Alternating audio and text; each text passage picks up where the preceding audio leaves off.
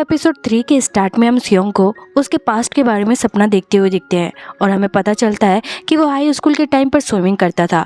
उसे स्विमिंग बहुत ही पसंद था और वो स्विमिंग को एज अ करियर भी देखता था। और आज का दिन सियोंग के लिए बहुत ही इम्पोर्टेंट था क्योंकि आज जो कंपटीशन में फर्स्ट प्लेस पर आएगा वो ओलंपिक फाइनल में पहुंच जाएगा। और जो उससे पूछते हैं कि उसके पेरेंट्स आए हैं उसे चेयर अप करने के लिए, लेकिन सियोंग के मॉम डैड में से कोई भी नहीं आया था। फिर भी कोच उसे चेयर अप करते हैं और अपना बेस्ट देने के लिए कहते हैं। उसके बाद सियोंग कंपटीशन में उतरता है। अभी हमें ऑडियंस में से जानी पहचानी सी एक आवाज सुनाई देती है और ये आवाज होती है रियो की। रियो सियोंग यू का नाम तेज तेज पुकार कर उसे चेयर अप कर रही थी, जिससे तो एक बार सियोंग यू का भी मन कहता है कि आखिर ये मुझे चेयर अप करने आई ही क्यों है, बस ये मेरा नाम तेज तेज पुकारना बंद कर दे। आगे रेस स्टार्ट हो जाता है और सियोंग तेजी से पानी में कूद पड़ता है और इसी के साथ सियोंग की नींद खुल जाती है। सियोंग यू की नींद रियो के चिल्लाने से खुल गई थी। सियोंग अपना फोन उठाता है और देखता है कि रात के 3 बज रहे हैं और इस वक्त भी रियो चिल्ला रही है। फिर वो विंडो की तरफ जाता है और रियो को बुलाता है। रियो बाहर आती है और सियोंग उसे कहता है, तुम इस वक्त चिल्ला क्यों रही हो? रात के 3 बज रहे हैं, सब लोग सो चुके हैं, पर तुम क्यों जाग रही हो? देख पाते हैं कि रियो मूवी देख रही थी। वो सियोंग यू को चिढ़ाती है और कहती है, मेरे बेबी का नींद डिस्टर्ब हो गया, मैं तुमको ऐसे करके बुलाऊं? तो सियोंग यू कहता है, मुझे इस तरह बुलाना बंद कर दो। जिसके बाद रियो फिर से अपनी मूवी में बिजी हो जाती है और सियोंग यू थोड़ा सा झाँक कर देखता है कि रियो क्या देख रही है, तो उसे दिख जाता है कि वो हॉरर मूवी देख रही थी। और इस मूवी में सस्पेंस यही होता है कि इनमें से गोस्ट कौन है। सियोंग यू जल्दी से बता देता है कि इस मूवी में गोस्ट कौन निकलेगा, जिससे मूवी का सस्पेंस खराब हो जाता है और रियो उस पर चिल्लाना शुरू कर देती है। सियोंग यू फटाफट विंडो बंद करके ईयरफोन लगा के फिर से सो जाता है। वो फिर से अपने अधूरे सपने में पहुंच जाता है। सभी लोग एक्साइटेड थे ये जानने के लिए कि ओलंपिक फाइनल में कौन पहुंचेगा। जब सारे स्विमर्स टर्न करते हैं तो सबकी धड़कनें तेज होने लगती है और फाइनली ये रेस सियोंग यू जीत जाता है और रियो तो खुशी के मारे उछल पड़ती है। सियोंग यू भी फाइनल में पहुंचकर बहुत ही खुश हो जाता है। वेल, अब कहानी आ जाती है प्रेजेंट में, जहाँ पर हम सियोंग यू को अपनी फैमिली के साथ ब्रेकफास्ट करते हुए देखते हैं और ये काफी लंबे टाइम बाद हो रहा था, जिसकी वजह से आज हाई सुख खुश भी थी और इस टाइम पर वो पुराने दिनों की बात भी करती है। लेकिन उसकी बातों पर उसके हस्बैंड का बिल्कुल भी ध्यान नहीं था। ये दोनों एक साथ एक घर में रहते तो हैं, लेकिन इन्हें कभी महसूस ही नहीं होता कि ये दोनों साथ में हैं। सियोंग यू के डैड उससे उसके काम के बारे में पूछकर यहाँ से चले जाते हैं। थोड़ी देर बाद सियोंग यू भी अपने काम के लिए निकल जाता है और हाई सुख फिर से अकेली हो जाती है। आगे सियोंग यू जैसे ही ऑफिस पहुंचता है, नायोन उसके ऊपर पार्टी पॉपर फोड़ देती है, जिसकी वजह से सियोंग यू डर गया था और वो नायोन को आगे से ऐसी हरकत करने के लिए मना करता है।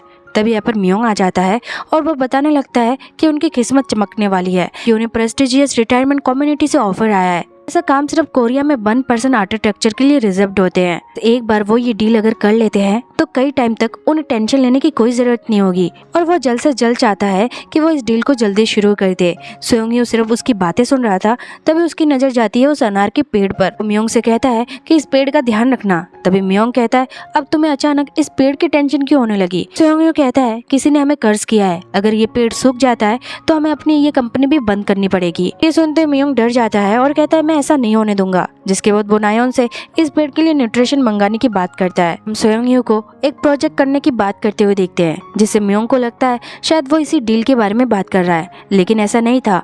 और हम उसके स्क्रीन पर देख पाते हैं कि उसी के high school gym remodelling explanation design competition होने वाला है और सियोंग यू अपने मन में इसी प्रोजेक्ट को करने की बात कर रहा था। दूसरी तरफ रियो आराम से उठती है और घर पर इस वक्त पे कोई नहीं था।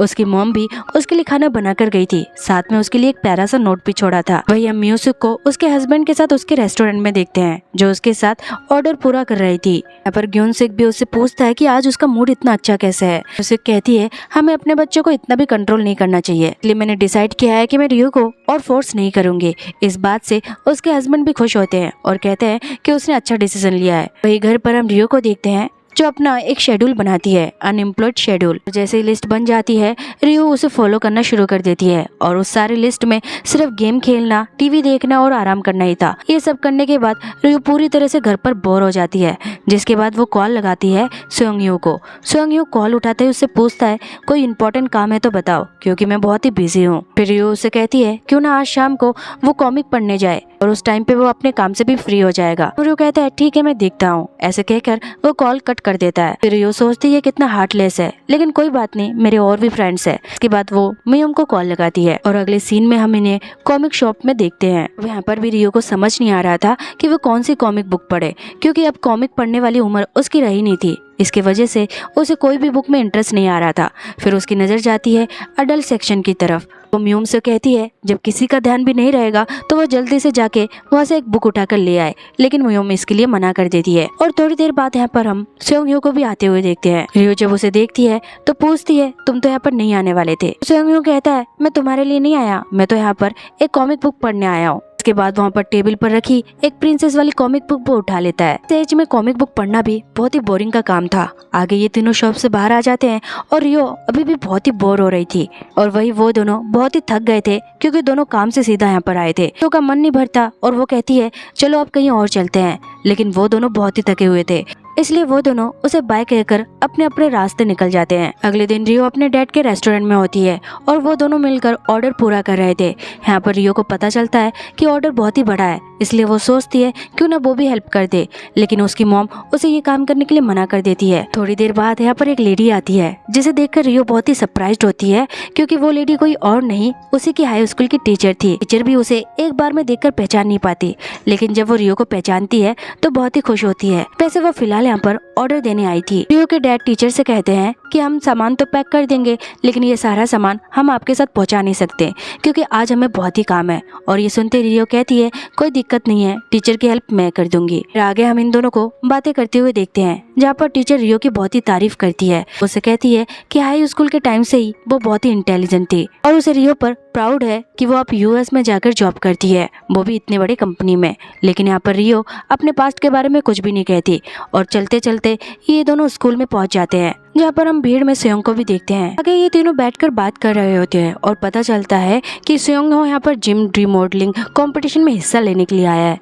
टीचर कहती है लिस्ट में मैंने तुम्हारा नाम देखा था, मुझे बहुत ही खुशी होगी अगर ये काम तुम करोगे तो। टीचर इन दोनों से पूछती है कि वो दोनों इस टाइम पर फ्री है, तो सोंग ह्यो कहता है कि वो पुल साइड एरिया की तरफ जा रहा है। फिर टीचर रियो से पूछती है कि वो फ्री है, तो रियो कहती है हाँ मैं फ्री हूँ। इसलिए टीचर उससे कहती है क्यों ना तुम हमारे स्टूडेंट से मिलो, अगर वो तुमसे मिलेंगे तो बहुत ही मोटिवेट होंगे। टीचर के काफी मनाने के बाद रियो क्लास में चली जाती है और स्टूडेंट उसके लिए तालियां बजाते हैं और एक एक करके उससे सवाल पूछने लगते हैं कि उन्होंने ऐसा क्या क्या किया जो अब वो यूएस में एक ग्रिप कंपनी में काम कर रही है। रियो अपने एजुकेशन के बारे में बताने लगती है कि किस तरह उसने पढ़ाई की और उसे स्कॉलरशिप मिला, जिसके बाद वो यूएस में चली गई। उनमें से एक स्टूडेंट रियो से पूछती है क्या उनका शुरू से सपना था कि वो बड़ी होकर यूएस में जाकर काम करे। इस पर रियो कहती है कि शुरू से उसका ये सपना नहीं था। फिर स्टूडेंट उससे फिर से पूछने लगती है तो फिर उनका क्या सपना था, वो क्या बनना चाहती थी। और ये सुनते ही रियो कोई जवाब नहीं दे पाती है क्योंकि उसे सच में नहीं पता कि उसका क्या सपना था। बस कंपटीशन के आड़ में वो सिर्फ पढ़ाई करती गई और जो शायद ड्रीम उसका था नहीं वो उसे अपना ड्रीम मानने लगी। दूसरी तरफ सोंग ह्यो पुल एरिया की साइड होता है और वो पानी को टच कर रहा था,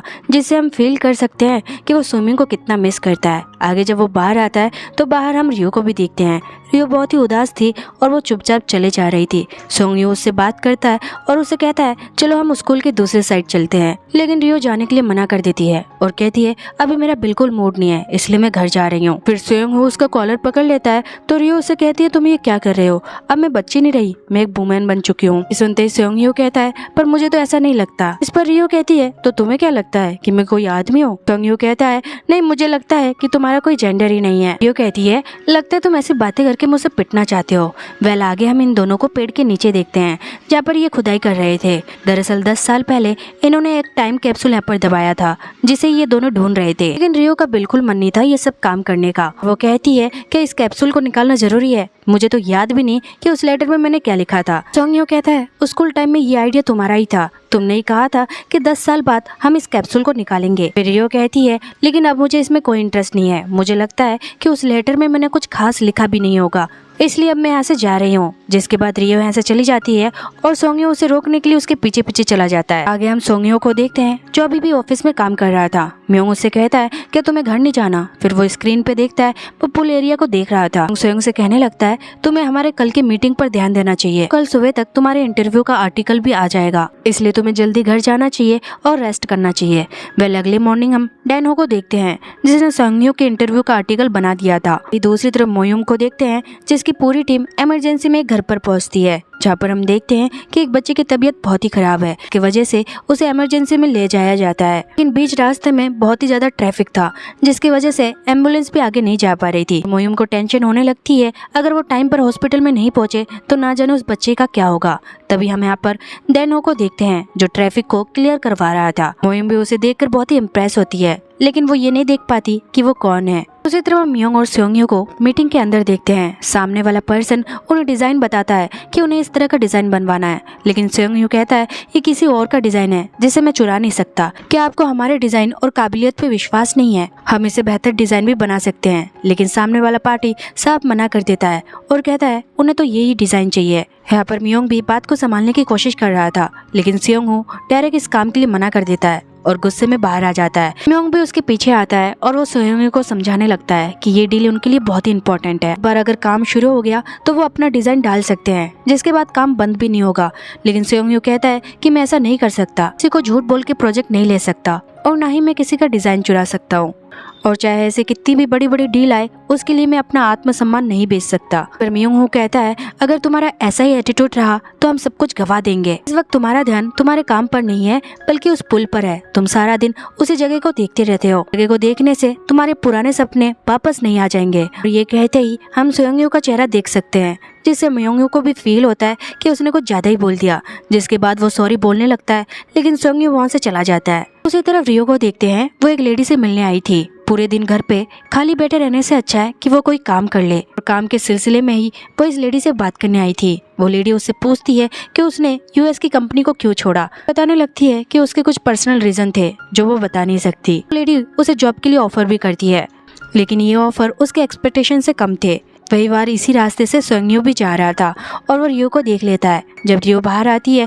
तो सेयोंग्यो उससे पूछता है कि वो यहाँ पर क्या कर रही थी और उसने ऐसे कपड़े क्यों पहन रखे हैं। रियो कुछ भी नहीं बताती और एक पार्क के साइड आ जाती है जहाँ पर वो पानी पी रही थी। फिर सेयोंग्यो भी यहाँ पर पानी पीता है। इतनी देर चुप रहने के बाद रियो उसे बता देती है कि उस लेडी ने उसे काम के लिए ऑफर किया है जो उसके एक्सपेक्टेशन से कम है, लेकिन वो फिलहाल के लिए ये काम भी कर लेगी। तभी सेयोंग्यो उससे कहता है लेकिन तुम तो यहाँ पर रीस्टार्ट के लिए आई थी, अगर तुम फिर से ही ऐसे काम में चली जाओगी तो फिर से तुम्हारा मन भर जाएगा और तुम नई शुरुआत नहीं कर पाओगी। तुम्हें वो करना चाहिए जो तुम्हें पसंद है। अगर तुमने सब कुछ रीस्टार्ट करने का सोच ही लिया है तो तुम अपनी ड्रीम को फॉलो क्यों नहीं करती। ये सुनते रियो कहती है ड्रीम व्रीम कुछ नहीं होता। तुम्हें भी पता है कि मैंने कितनी कोशिश की अपने ड्रीम तक पहुंचने के लिए, लेकिन सिचुएशन हमेशा चेंज होती गई, जिसके बाद में सिचुएशन के हिसाब से चलती गई और यूएस में पहुंच गई। और सच तो यही है कि ऐसी जॉब करने के बाद ही हम अपनी लाइफ को लग्जरियस बना सकते हैं। क्या तुम सब भूल गए कि मैंने कितना स्ट्रगल किया है। अब सेयोंग्यो कहता है मैं कुछ भी नहीं भूला, तुम जिस हालात से गुजर चुकी हो मैंने भी कुछ ऐसे ही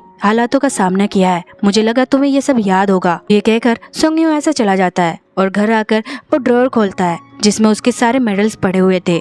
साथ ही वो पास्ट का सीन याद करता है जब वो ओलंपिक के लिए खेलने वाला था। तब रियो ने उसे एक टॉवल दिया था जिसमें उसका नाम लिखा हुआ था। लेकिन कभी कभी हम जैसा सोचते हैं वैसा नहीं होता।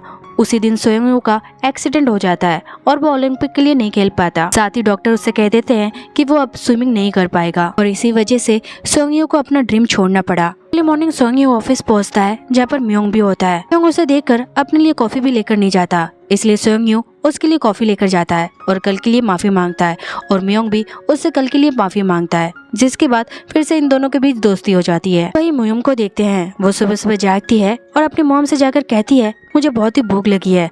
तो उसकी मॉम कहती है टेबल पर राइस केक रखे हुए हैं, फिलहाल के लिए तुम यही खा लो, और ये राइस केक हमारे न्यू पड़ोसी ने दिया है। मोइम भी राइस केक खाती है जो कि उसे बहुत ही टेस्टी लगता है। फिर हमें दिखाया जाता है कि वो न्यू पड़ोसी कौन है और ये कोई और नहीं डेनो होता है। के बाद हम रियो को देखते हैं जो टाइम कैप्सूल को निकाल रही थी। तभी पीछे से टीचर आ जाती है और दोनों एक दूसरे को देखकर डर जाते हैं। अगले सीन में ये दोनों घर के अंदर होते हैं जहाँ पर रियो बताने लगती है कि बहुत साल पहले उन्होंने टाइम कैप्सूल दबाया था जिसे वो ढूंढ रही थी। लग रहा था कि वो टाइम कैप्सूल निकालने से उसे उसके सवालों के जवाब मिल जाएंगे। के बाद रियो यहाँ पर टीचर को सच बता देती है कि वो अब ग्रिप में काम नहीं करती। सुनकर टीचर मुस्कुराकर कहती है तुमने वो जॉब छोड़ा है, इसका कोई रीजन तो होगा। अब तुम सोच रही हो कहीं वो तुम्हारा गलत डिसीजन तो नहीं था। तुम्हें ऐसा नहीं सोचना चाहिए। अगर तुमने ऐसा डिसीजन लिया है तो तुम्हें उस पर भरोसा भी होना चाहिए। टीचर उससे कहती है जब तुम चाय पी लो तो तुम पुल की साइड चले जाना, वहाँ पर सेयोंग्यो आया हुआ है रियो पुल साइड की तरफ आती है जहाँ पर सोंगयो पहले से मौजूद था और उसके हाथ में टाइम कैप्सूल भी था। वो रियो का लेटर पढ़ रहा था। रियो ये देखकर कहती है तुम मेरा लेटर नहीं पढ़ सकते, और अपना लेटर लेने के लिए वो सोंगयो के पीछे भागती है। सोंगयो भी भागते भागते पुल के अंदर कूद जाता है। रियो से कहने लगता है मुझे पता है तुम पुल के अंदर नहीं आ सकती। इसके बाद वो कहता है उस हादसे के बाद मैं पहली बार पुल के अंदर आया हूँ और मुझे बहुत ही अच्छा फील हो रहा है, काश ये मैं पहले ही कर लेता। फिर हम पास्ट के सीन में पहुंच जाते हैं और देख पाते हैं कि सोंगयो उस हादसे के बाद बहुत ही टूट गया था। उसने अपने आप को रूम के अंदर बंद कर लिया था। रियो से मिलने की काफी कोशिश किया करती थी, कभी गेट से तो कभी खिड़की से। ऐसे टाइम पर भी उसने सोंगयो को अकेला नहीं छोड़ा था। वेल अब प्रेजेंट में देखते हैं सोंगयो रियो से कहता है तुम पहले बिल्कुल अलग थी, तुम्हें जो करना होता था तुम वही करती थी, लेकिन अब तुम बिल्कुल बदल गई हो और बहुत ही नरम हो गई हो, इसलिए तो तुम पानी में भी नहीं आ पा रही। इसके बाद रियो पानी में जंप लगा देती है, लेकिन उसे तैरना नहीं आता था इसलिए वो डूबने लगती है। लेकिन सोंगयो उसे पकड़ लेता है, जिसके बाद रियो सीधे लेट जाती है। आने लगती है कि उसने जॉब छोड़ा था क्योंकि वो बहुत ही थक गई थी उस लाइफ से और वो लाइफ का रीस्टार्ट करना चाहती है। लेकिन अब जब उसने ये फैसला ले लिया है तो ऐसा लगता है कि वो कहीं रुक गई है और सब आगे बढ़ रहे हैं। तब सोंगयो कहता है ऐसा नहीं है, जब मेरा एक्सीडेंट हुआ था तब मुझे भी ऐसा लगा था कि मैं पानी में कभी नहीं उतर पाऊंगा, लेकिन आज देखो मैं फिर से पानी में हूँ और सच बताऊं ऐसा करके मुझे बहुत ही अच्छा भी फील हो रहा है। फिर रियो से सवाल पूछती है अगर तुम स्विमिंग कर पाते तो क्या उसके बाद भी तुम आर्किटेक्चर बनते। इस पर सोंगयो कहता है हाँ, जिसके बाद सोंगयो उससे सवाल पूछता है अगर तुम अपने ड्रीम को फॉलो कर रही होती तो क्या तुम यूएस में काम कर रही होती। इस पर रियो कहती है नहीं। सोंगयो से एक और सवाल पूछता है अगर तुम्हारी सगाई नहीं टूटी होती तो क्या तुम उसी लड़के से सगाई करती। जिस पर रियो एकदम शांत होकर कहती है नहीं। इसी के साथ हम पास्ट वाले सीन में पहुंच जाते हैं जहाँ पर वो तीनों लेटर लिख रहे थे इस कैप्सूल के अंदर डालने के लिए। सोंगयो ने लिखा था कि 10 साल बाद हम इन लेटर्स को खोलेंगे और तब मैं रियो को बताऊंगा कि मेरी क्या फीलिंग्स है। इसी के साथ ये एपिसोड यहाँ पर एंड हो जाती है।